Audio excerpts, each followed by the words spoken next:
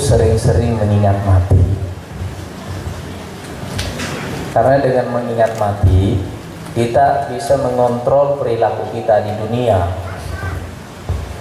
Kebanyakan kita ini waktu melakukan dosa, biasanya itu waktu melakukan dosa itu karena ingatan kita kepada kematian hilang atau tidak kuat.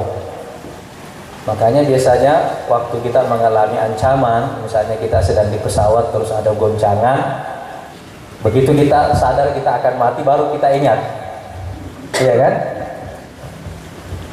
Nah, itu sebabnya biasanya banyak orang yang baru rajin beramal ketika sudah tua. Nah, waktu muda karena dia pikir ini umurnya insya Allah panjang gitu ya. Mungkin dikasih umur 60 tahun, 70 tahun, 80 tahun.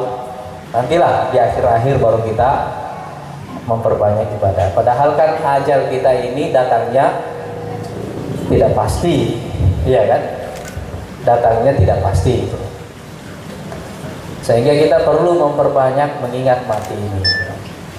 Saya ingin mengucapkan kalimat mengingat mati ini karena sekarang ini yang paling wajib mengingat mati ini kelihatannya para politisi juga. Apalagi orang seperti saya ya.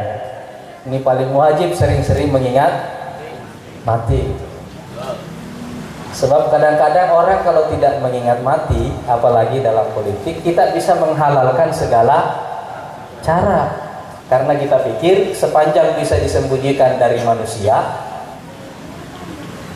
loloslah kita, ya kan? Padahal tidak ada yang bisa kita sembunyikan di mata Allah Subhanahu wa Ta'ala. Jadi kalau misalnya orang menghalalkan segala cara, dia bisa melakukan konspirasi apapun juga karena dia pikir kan kita melakukannya sembunyi-sembunyi dan manusia tidak tahu. Dia pikir Allah Subhanahu wa Ta'ala tidak tahu.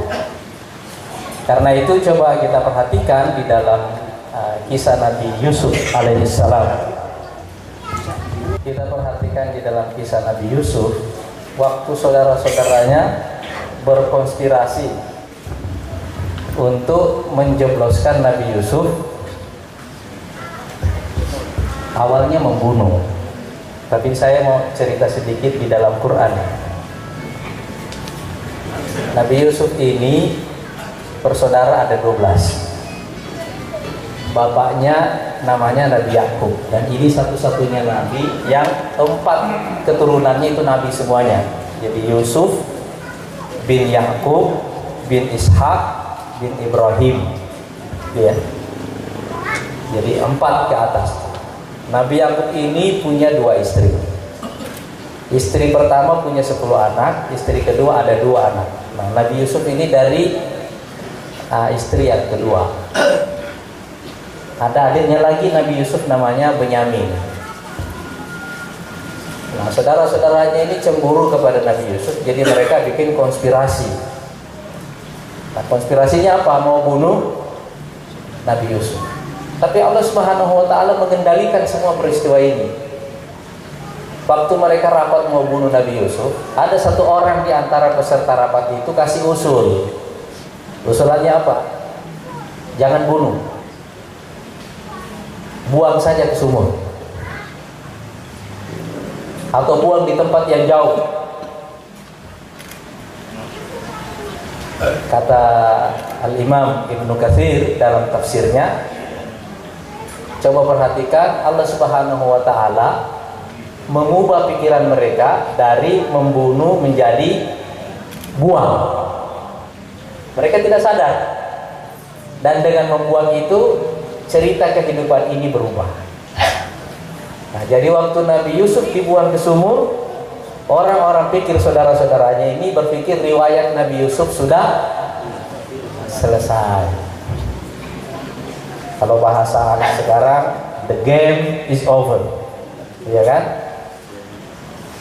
Tapi Allah Subhanahu wa Ta'ala justru mengatakan, waktu Nabi Yusuf ada di dalam sumur, wa auhayna ilaihi, dan kami wahyukan kepada Nabi Yusuf, latunabbi'annahum bi amrihim hadza, nanti suatu waktu kamu akan mengingatkan kembali kepada saudara-saudaramu itu tentang peristiwa pembuangan kamu di dalam sumur ini. Wahum la yash'urun, dan mereka itu tidak sadar. Jadi orang-orang ini salah membaca, salah memahami Allah Subhanahu wa taala. Dia pikir Allah Subhanahu wa taala tidak tahu, karena mereka berkonspirasi diam-diam. Jadi salahnya manusia itu, kata Al-Quran, wa ma qadarullaha haqqa qadrih, mereka tidak menakar Allah dengan takaran yang benar. Salah duga mereka kepada Allah Subhanahu wa taala. Jadi mereka buang Nabi Yusuf, mereka pikir ini cerita selesai di sini. Padahal gampang sekali Allah Subhanahu wa taala mengubah cerita itu. Begitu saudara-saudaranya pulang semuanya, datanglah pengembara musafir yang lewat di sumur itu, turunkan timba, tahu-taunya yang naik orang. Iya kan? Apa itu kebetulan? Hah? Apa itu kebetulan? Nah, itu semua ditakdirkan oleh Allah Subhanahu wa taala. Orang ini pikir Nabi Yusuf ini tidak ada gunanya, dijual sebagai budak. Tahu-taunya yang beli raja. Iya kan? Dan sebuah cerita dimulai dari situ.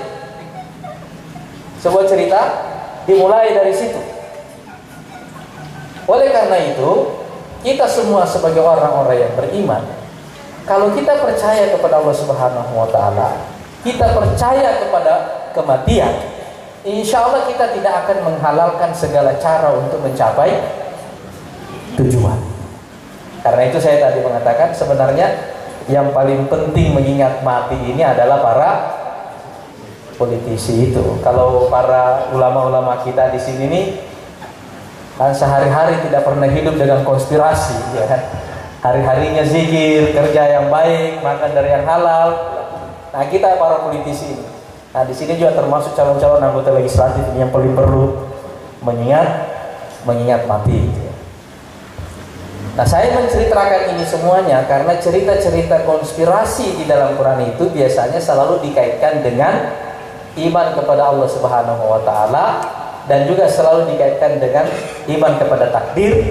Setelah itu dikaitkan juga dengan iman kepada hari akhirat.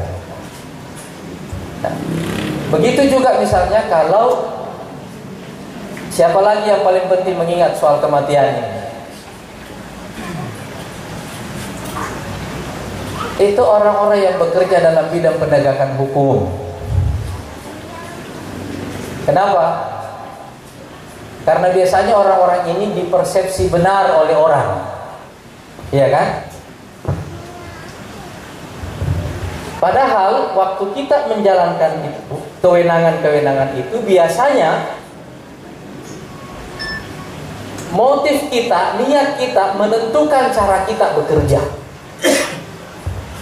Saya mau cerita satu kasus dulu waktu saya kuliah di Fakultas Syariah. Saya kebetulan belajar hukum Islam. Dosen saya dulu cerita satu cerita di Sudan. Beliau cerita begini. Pada suatu pagi ada seorang hakim agama datang ke kantornya, dan di situ sudah ada sepasang suami istri menghadap mau bercerai. Waktu sidang itu dibuka, dia baru sadar ternyata istri yang mau dicerai ini cantiknya keterlaluan. Nah, dia waktu lihat itu istrinya ini yang mau dicerai ini, dia juga nafsu sama perempuan itu. Jadi ada godaan di dalam hatinya yang mengatakan bahwa ini kalau dicerai saya bisa masuk ini, ya kan? Lebih bagus kita percepat ini barang kalau bahasanya, ya kan? Ini kita percepat ini. Jadi dia terpengaruh dengan, lama-lama dia terganggu ini, dia terganggu. Makin dia lihat ini dua sepasang ini, matanya ke perempuan itu terus. Dia terganggu berat. Akhirnya dia bilang, ini salah ini. Nah, di dalam Islam itu ada satu kaidah dalam pengadilan, la yaqbil qadhi wa huwa ghadban. Tidak boleh seorang qadhi, seorang hakim mengambil keputusan kalau dia sedang marah. Nah, dia mengkias. Ini kalau sedang nafsu begini juga tidak boleh ambil keputusan, bahaya. Iya kan? So, ini salah-salah miring.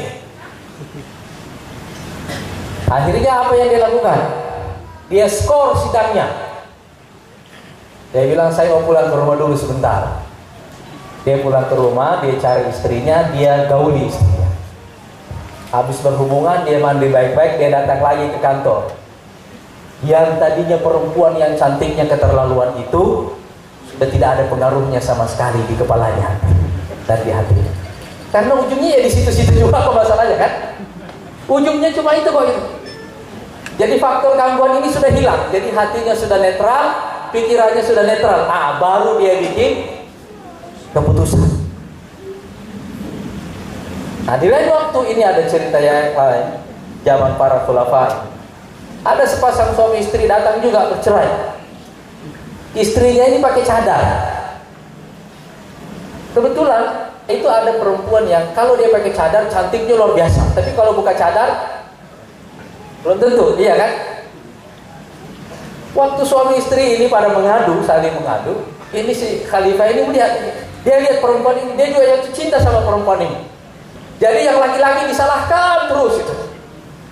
Dia bantu ini perempuan, yang laki-laki suaminya yang disalahkan. Lama kelamaan si suami ini sadar, wah ini si khalifah ini kelihatannya jatuh cinta sama istri saya. Dia belum tahu aslinya. Dia cuma lihat matanya, dia pikir cantiknya keterlaluan. Apa yang dia lakukan? Dia bilang, khalifah sebentar. Dia tarik cadarnya istrinya itu. Baru khalifah tahu ternyata jeleknya keterlaluan. Setelah itu khalifah menyalahkan perempuan ini terus. Jadi coba Anda lihat. Urusan hati ini yang paling bisa meluruskannya itu adalah ingatan kepada kematian. Saya kira cerita seperti ini mana lagi orang yang perlu mengingat mati? Para pedagang. Ini yang profesi yang paling banyak berurusan dengan hak-hak orang lain, ya kan? Dan seterusnya. Semua orang tentu saja harus mengingat mati, tapi ada jenis-jenis pekerjaan dalam kehidupan kita yang memerlukan kekuatan, kesadaran yang lebih besar daripada pekerjaan-pekerjaan yang lainnya.